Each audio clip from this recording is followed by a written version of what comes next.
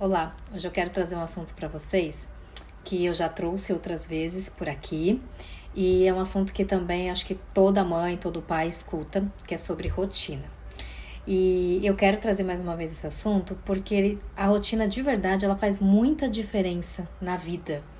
É algo que eu venho conversando muito com as famílias, né? Quando a gente está fazendo a orientação familiar, a rotina ela persiste e ela está presente em todas as orientações com todas as famílias, no sentido de que seja uma rotina que ela já está estruturada ou a falta de, né? A gente percebe ali que está faltando rotina para a criança e a gente entende a necessidade de ter essa rotina. Mas o olhar que eu quero trazer hoje não é para a criança, e sim para você. Sim, você mãe que está aí, você pai que está cansado. A rotina, a gente insiste aqui na Maju em falar que ela não é só benéfica para a criança, ela é benéfica para você. Sim, ela é benéfica para os pais. E por que eu digo que é benéfica para os pais? Porque uma vez que eu estabeleço uma rotina, e essa rotina ela tem um passo a passo para acontecer, tá? Eu vou gravar um vídeo também, cada vez mais detalhando como uma rotina pode ser construída. A nossa ideia aqui é trazer vídeos, conteúdos que possam te ajudar na prática, que você possa fazer em casa, trazer acolhimento para você, mãe, para você, pai, para que vocês não se sintam sozinhos, porque as questões vão acontecendo e elas acontecem na sua casa, na minha casa, em outras casas, de maneiras diferentes, com pessoas diferentes, mas normalmente o assunto é o mesmo. Por exemplo, falar de rotina. Então, a falta de rotina não é só na sua casa. A sensação de que eu precisaria mudar alguma coisa também não é só na sua casa. Ela acontece em vários lugares. Então, a nossa ideia aqui é trazer isso, é trazer acolhimento, é trazer informações práticas, informações técnicas, mas muito num olhar leve que a gente possa, de fato, ajudar na prática, na vivência diária da sua casa. Então, dito isso, quando a gente diz que uma rotina ela ajuda na sua casa, é porque eu estabeleço uma rotina, teve o passo a passo construído e hoje a rotina ela está instaurada em casa. Então, a rotina está estabelecida para as crianças. Quando essa rotina está estabelecida para as crianças, eu tenho diversos ganhos e um deles é a autonomia, né? A criança está tendo autonomia de fazer o que precisa ser feito. E isso é benéfico para ela. Mas quando eu levo para a família, aquela mãe que toda hora tinha que mandar, vai se arrumar porque tá na hora de ir para a escola. Você arrumou sua mochila? Você já guardou seu lanche? Você já fez a sua lancheira? Tá na hora de dormir, vamos tomar banho, é hora da rotina do sono. Tudo isso demanda, e demanda fisicamente, e demanda emocionalmente. A gente fica mentalmente cansada de toda hora ter que demandar para alguém, ter que cobrar se já foi feito, ter que cobrar a segunda vez e a terceira muitas vezes, e por muitas vezes ainda passa, não é feito, e quando você se lembra de alguma coisa já passou, e aí no final você tá tão cansada que você vai lá e você mesma faz.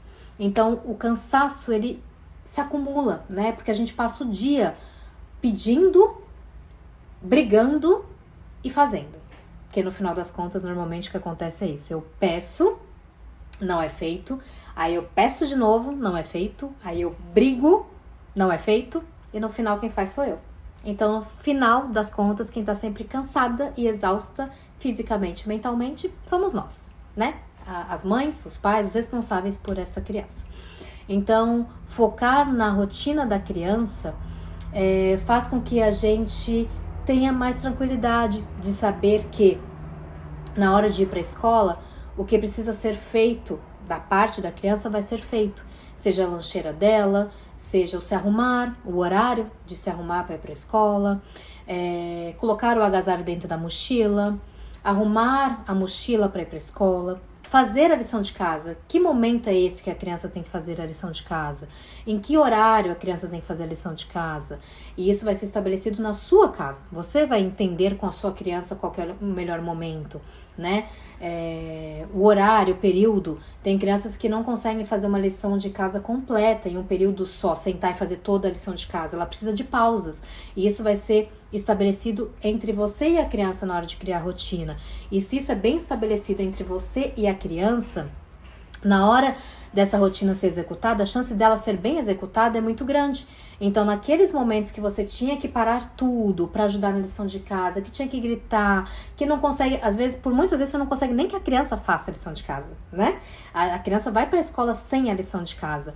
Então, a gente consegue com que a proposta seja feita, que é a lição de casa, e nos demandando muito menos. Então era algo que eu precisava que a criança fizesse. A lição de casa, levar para a escola, entregar para a professora, porque eu estava recebendo muita reclamação.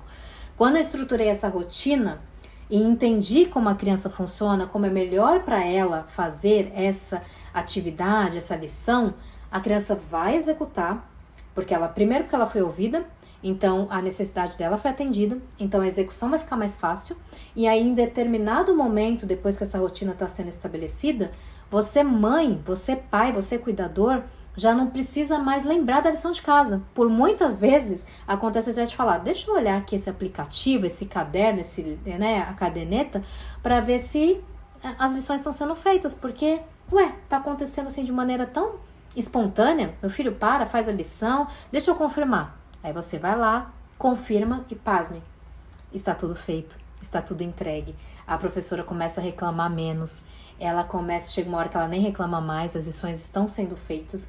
Então isso faz com que você tenha uma demanda menor, isso faz com que você esteja mais descansada, e especialmente mentalmente, porque mentalmente é o que nos deixa realmente exaustas, é o que nos faz não querer fazer nada mais. E isso é muito ruim, especialmente para nós, mães, né? Com a demanda que temos todas. Quando a gente não consegue ter o tempo para nós, porque a gente preenche esse tempo todo com os afazeres da casa, com a criança, com o marido, enfim, com a família. Quando o nosso tempo todo é preenchido para os outros. E aí não temos tempo para nós. E isso, de fato, com o passar do tempo, com o passar dos meses, dos anos, porque isso às vezes ficam por ciclos, né? Anos, uma hora a conta vai chegar. E pagar esse preço pode ser muito alto, e a gente não quer que isso aconteça. Então, se dedicar a essa rotina, se dedicar a entender como funciona o planejamento, se dedicar para que como eu ensino a criança a executar essa rotina.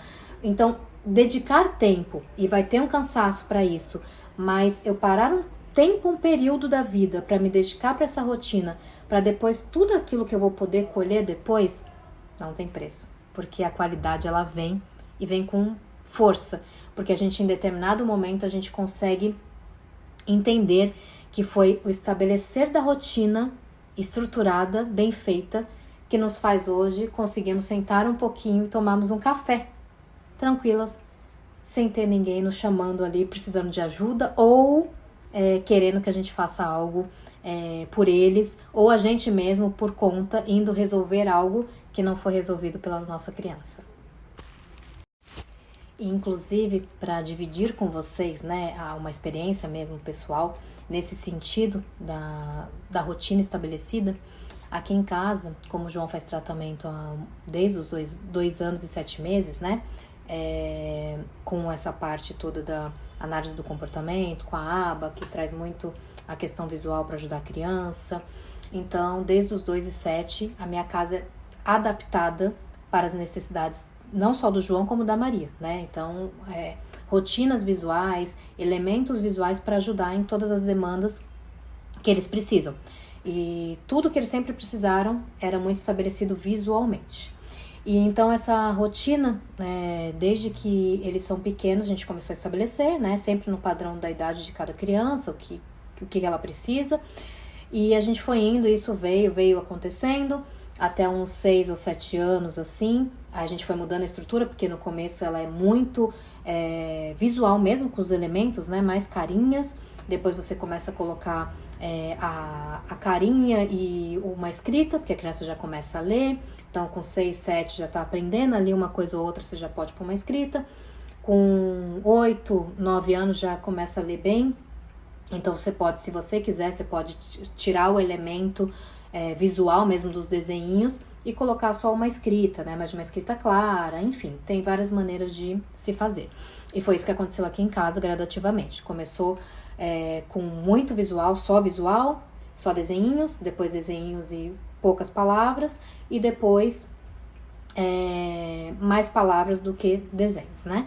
Então, sempre teve rotina aqui em casa. Isso é algo super estabelecido, que demorou, foi um passo a passo, demorou anos pra gente poder, de fato, entender que essa rotina poderia ser cumprida sozinha pelas crianças. Então, foi se construindo, é uma construção, tá? A gente não consegue montar uma rotina hoje e amanhã tá ok, daqui um mês, daqui 2, não. Dependendo do que é a rotina, dependendo da criança, dependendo da família, essa rotina, para ser estruturada, pra gente entender que essa rotina funciona por si só, ela pode demorar um bom tempo, tá? Então não tem um prazo para isso. A única coisa que eu posso afirmar é que precisa de dedicação. E aí, assim foi acontecendo. Então eu tenho desde sempre uma rotina estabelecida com as crianças, eles sabem o que tem que fazer, a gente vai mudando, né? Conforme as demandas vão mudando, a gente vai mudando também. E aí, qual que é a experiência que eu quero trazer para vocês?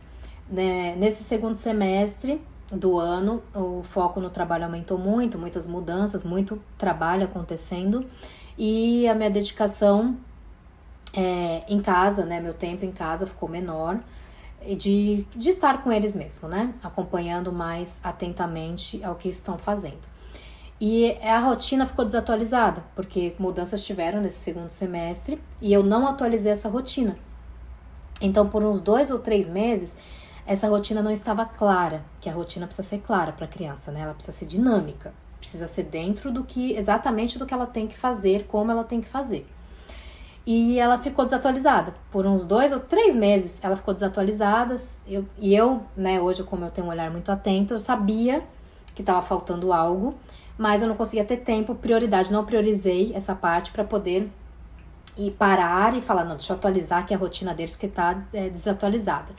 E o que você percebe com isso? A gente percebe mais encrenquinha entre eles, porque eles ficam com mais tempo livre. Ficando com mais tempo livre, as crianças são pequenas, elas acabam criando atrito entre elas.